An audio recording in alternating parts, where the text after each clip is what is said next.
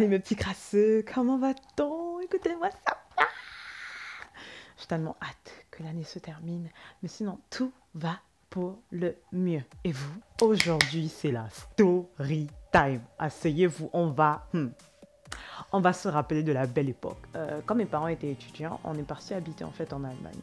Du coup, je suis allée dans une école allemande pendant 2 ans. Petite information donc à retenir, sachant que mes deux parents étaient étudiants, on n'avait donc pas accès à la sécurité sociale, comme c'est le cas ici en France en général. Bref, voilà.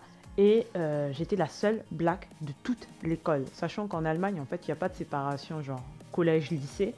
C'était vraiment genre une grande école. Et comme j'étais la seule black, tous les mecs de l'école, chaque fois qu'il y avait une activité sportive quelconque où je participais, tous les gars considéraient qu'il fallait absolument qu'ils me battent.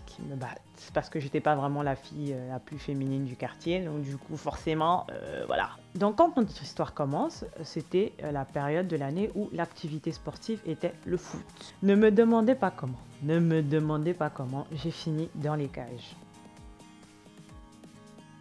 Sachant que les matchs étaient mixtes. Il n'y avait pas match pour filles et match pour garçons, non. Donc, le match se passait bien au KLM, petite ambiance salade, tomate, oignon, sans pression. Sauf que j'ai arrêté 3 buts d'un gars.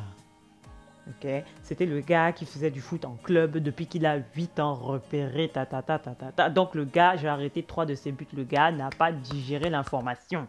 Le gars a dit là, toudé, toi et moi, on va finir ici sur le terrain.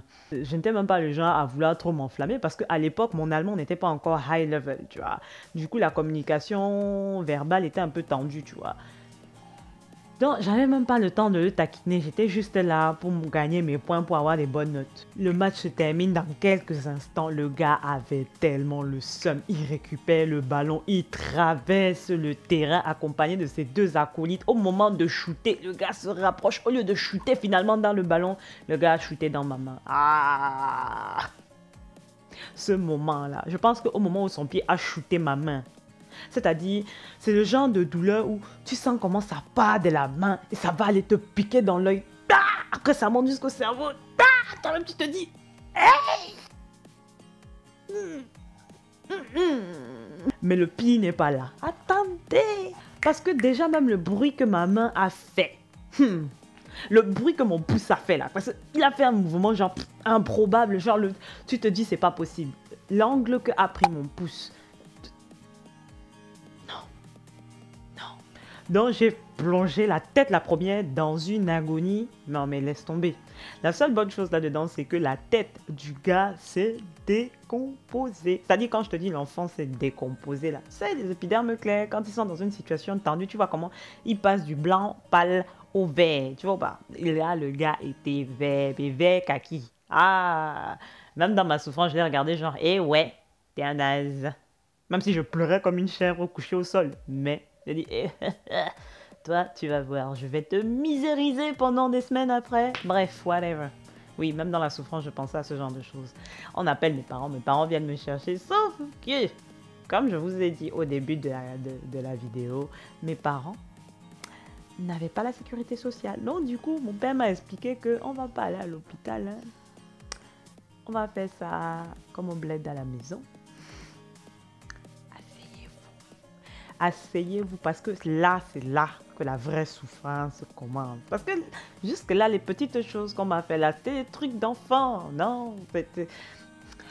Alors, en résumé, la technique médicinale du bled pour un pouce cassé consistait premièrement à remettre le pouce en place de façon rapide et violente, bien évidemment. Ensuite, mettre de l'eau à bouillir, mettre un gant dans l'eau qui... Quand je dis bouillir, c'est vraiment bien bouillir, tu vois le truc.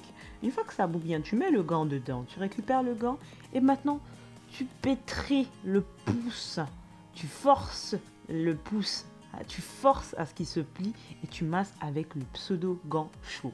Tu fais ça pendant 3 semaines et le massage dure au minimum 3 minutes, matin et soir. Voilà. Hashtag agonie. Bon, il faut aussi avouer que la PlayStation a beaucoup aidé à préserver le pouce en question parce que jouer régulièrement a permis à ce que la cocotte ne perde pas totalement son pouce, premièrement. Et ensuite, bon, maintenant elle avait une excuse pour jouer à la Play sans que les parents ne râlent trop. Pas mal, hein? Je tiens juste à signaler que ce moment-là de ma vie a été un moment intense. En transpiration, en cris et en pleurs. Parce que les 3 semaines durant lesquelles on s'est occupé de ma main à la maison, là, oui, parce que j'avais une espèce d'attelle que mes parents achetaient à la va-vite, là, mais on faisait les trucs du bled le soir, matin et soir. Donc, quand l'heure du massage blédard arrivait, j'étais là en mode non, il peut pas se passer quelque chose là, ils peuvent pas me le faire, tout ça, tout plein. Limite, même, on peut enlever le pouce, hein, c'est même pas grave. J'étais arrivée à ce stade. Donc, les 2 ans et demi sont passés. Entre-temps, petit épiderme clair qui m'avait cassé le pouce est devenu entre-temps un de mes meilleurs potes. Quand je suis revenue en France, du coup, je suis allée voir donc directement un médecin parce que de temps en temps, en fait, mon pouce se bloquait un peu. Et on m'a dit que c'était foutu. En fait, tout s'est reconstruit de façon approximative. Bon, mon pouce fonctionne, mais voilà, ce sera jamais pareil, quoi. Fin de plante à fin, je me suis fait. Ah ouais. Le souci, c'est que de temps en temps, en fait, quand je vais faire un truc, porter quelque chose de lourd ou que je vais faire quelque chose d'assez intense, comme jouer à la play pendant plus de 3 heures, bah, j'ai le pouce qui se bloque pendant un moment et qui me fait mal, en fait. Et il faut que je le masque, j'essaye de le... Enfin, je le laisse se reposer un petit peu aussi. Et après, la douleur s'en va. Mais voilà, c'est le petit bémol. Mais dans tout ça, hein, le petit épiderme clair, là, comme j'ai dit, on est devenu poteau. Mais surtout, je l'ai, hein, ça a été, genre, j'avais le droit de demander ce que je voulais pendant 2 semaines et demie. L'enfant était là, oui, tu veux quelque chose, tu veux mon goûter, tu veux nanana. Mais bon, bien évidemment, je n'en ai pas profité, voyons. En tout cas, c'était l'une des expériences qui m'a le plus fait souffrir physiquement en Allemagne. Après, j'ai eu d'autres moments sympathiques. Mais voilà, si vous avez des questions, en tout cas, n'hésitez pas à me poser des questions en commentaire. Mais bon, voilà, c'était genre le moment le plus thug de mon séjour en Allemagne. Il s'est passé d'autres trucs, mais bon, en gros, si vous voulez d'autres histoires sur mon séjour en Allemagne, n'hésitez pas à me poser des petites questions.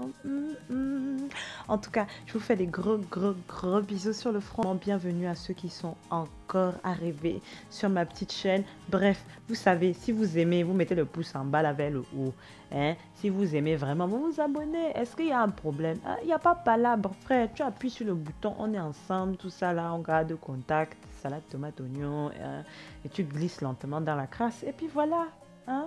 En tout cas, que la crasse vous accompagne. On est ensemble.